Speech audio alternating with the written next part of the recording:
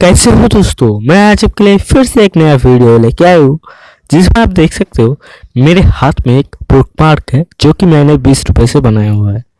तो आप सभी ने आपके आसपास के लोगों के पास देखते ही होंगे कि वो सभी अपनी किताबों में एक बुकमार्क होता है लगाते हैं जो कि ज़्यादातर एक स्टोर से ही खरीदा हुआ होता है।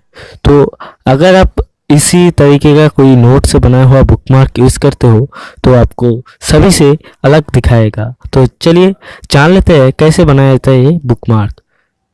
और एक बात, अगर आपने अभी तक मेरे चैनल को सब्सक्राइब नहीं किया है तो सब्सक्राइब कर लीजिए और बेल आइकन को भी दबा देना। उससे क्या होगा, मेरे वीडियो आपको सबसे पहले देखने को मिल जाएगा। तो चलिए बिना टाइम वेस्ट किए शुरू करते हैं आज का वीडियो।